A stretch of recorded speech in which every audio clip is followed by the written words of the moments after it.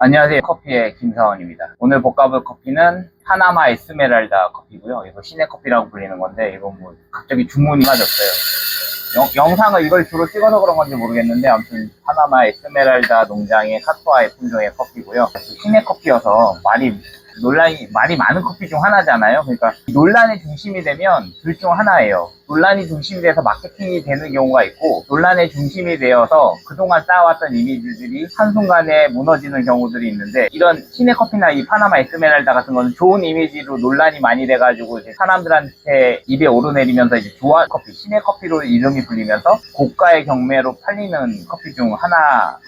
오늘 아침 뉴스를 봤는데 백종원 사장님이 프랜차이즈 때문에 문제가 있더라고요. 연돈 불가층가. 저는 아직 안 먹어봤는데 여러분도 아실 거예요. 프랜차이즈를 운영하다 보면 문제점이 있어요. 어떤 문제점이냐면은 백종원 대표님도 그 질문들이라는 그 손석희가 나오는 그 대담에서 같은 말을 하더라고요. 그러니까 프랜차이즈를 저도 이제 프랜차이즈 있으니까 운영을 해본 결과 잘 되는 매장이 있고요. 안 되는 매장이 있어요. 근데 프랜차이즈 본사는 어떤 입장에서 이야기하냐면 항상 그 평균값을 갖고 이야기를 해요. 그 다음에 공정거래위원회 제출, 요즘 법이 강화돼서 제출을 할 때도 평균 매출을 하거든요. 근데 영업하는 사람들이나 이런 사람들 보면 최고의 매출을 말하지 최저의 매출은 말하지 않아요. 그리고 본사 입장에서는 어떤 입장에서 말하냐면 이 평균의 입장. 그러니까 어떤 매장이 7천만 원 매출하고 어떤 매장이 1,000만 원을 해요. 그러면은 4천이 평균이잖아요. 그럼 본사는 4천에 대한 매출을 갖고 이야기를 풀어나갈 수밖에 없고, 영업하는 사람들은 7천 하는 매장이 있으니까 7천 하는 매장만 보여줘요. 근데 실상은 내가 오픈해보니 1,000만 원 할 수도 있는 문제잖아요. 그러니까 이런 것들이 결론적으로 말하자면 가맹점주나 본사나 영업하는 사람들 모두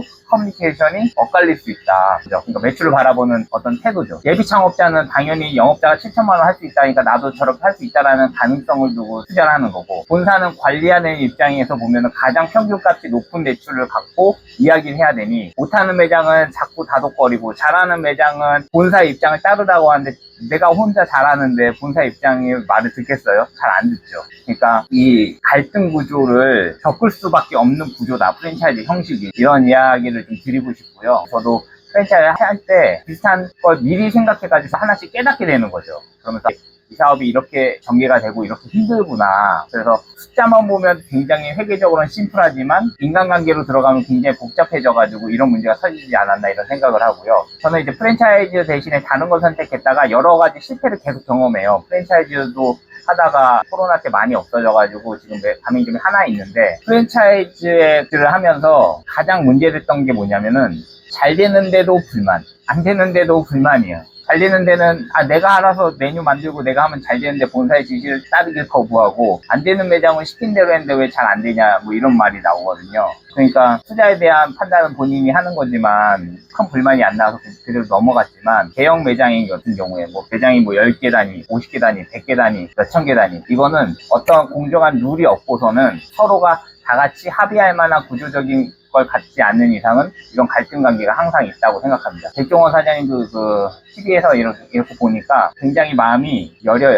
대중적으로 친근한 이미지는 굉장히 좋은 장점인데, 그 이미지 때문에 연돈독가스에서 8명, 10명이 되는 사람들이 이제 뭉쳐가지고 이제 공동의 의견을 내는 거잖아요. 잘 될 줄 알았는데 안 된다. 언론에서 그걸 과대포장한 것도 있고, 영업사원이 좀 과대포장해서 이야기한 것들이 문제가 된 것 같고, 그 이미지를 결국은 백종원 대표님이 겪어야 되는 이런 것들로 결론을 맺고 있는데, 개인적 이야기를 드리자면은 일단은 구설수에 오르면 단점이에요. 왜냐면 안 좋은 구설수잖아요. 이거는 무슨 업보가 있는 건데, 그 업보가 이제 차곡차곡 쌓인 거죠. 차곡차곡 쌓여서 이제 그 업보가 이제 언론까지 넘어가서 언론의 한 기자가 잘못된 정보인지 진실된 정보인지는 사실 중요하지 않아요. 언론은 개인 미디어보다 더 강력해요. 왜냐면 그동안 쌓아올린 저널리즘적인 역할들이 있었거든요. 그래서 사람들은 진실을 보지 않고 내가 믿는 것을 보기 때문에 어찌됐든 구설수에 안 좋게 올라갔기 때문에 마이너스적인 요소들이 가맹점주들이 꽤나 영향을 미치지 않을까, 이런 생각을 하고요. 이걸 이제 받아들이는 과정인 거예요. 백종원 씨는 이제 개인 유튜브를 하고 영향력이 있으니까 그거를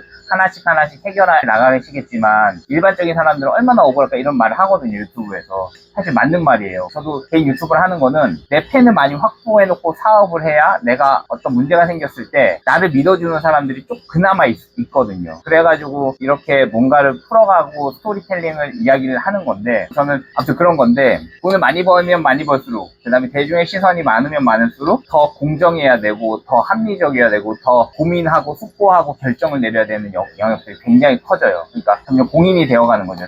대중이 노출될수록. 그러면서 일팝이 터지는데, 이 커피가 신의 커피잖아요. 파나마 에스메랄다가 신의 영역을 빌린 커피예요. 그래서 신과 관련된 여러 가지 책들을 보면은 딱 두 가지 견해예요. 뭐냐면 사업적인 것도 비슷한데, 자신의 운명을 믿는 것과 자신의 자기 의지, 그러니까 해석하는 게 딱 두 가지예요. 글귀는 딱 한 문장인데 해석하는 게 나의 운명을 믿을 건지, 운을 믿을 건지, 아니면 자신의 자유 의지를 믿을 것인지, 이거에 따라서 이 해석하는 방법도 다르고, 신학자들이 설명하는 거, 목사님들이나 신부님들이 설명하는 것들이 다 달라져요. 그래서 중요한 게 뭐냐면, 운을 키우는 노력도 필요하고, 자신의 자기 의지를 노력한 그 의지를 키우는 것도 굉장히 중요해요. 자신의 자기 의지 키우는 건 이제 개인 유튜버로서 계속 해명하는 거죠. 운을 키우는 건 뭐냐? 대중의 여론이 언젠간 돌아서게, 이런 걸 믿는 게 운이에요. 그래서 운을 믿기 위해서 봉사활동도 하고 막 그러는 거거든요. 자숙의 시간도 갖고, 괜히 갖는 게 아니라 대중의 여론이 그 운이잖아요. 그죠? 그 운이 돌아갈 수 있게 준비하는 과정 중 하나니까, 뭐 조언 드릴 수 있는 건 아니지만 엄청나게 억울하실 것 같아요. 난 잘한다고 하고 있었는데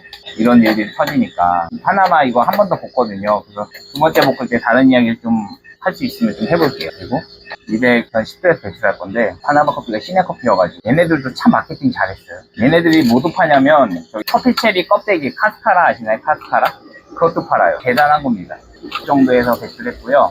이거 약간 중배전이고, 이 커피 자체가 고소해요. 그래서 고소한 느낌이 많이 날 거다, 이렇게 예상하시면 될 것 같습니다. 시청해주셔서 감사합니다.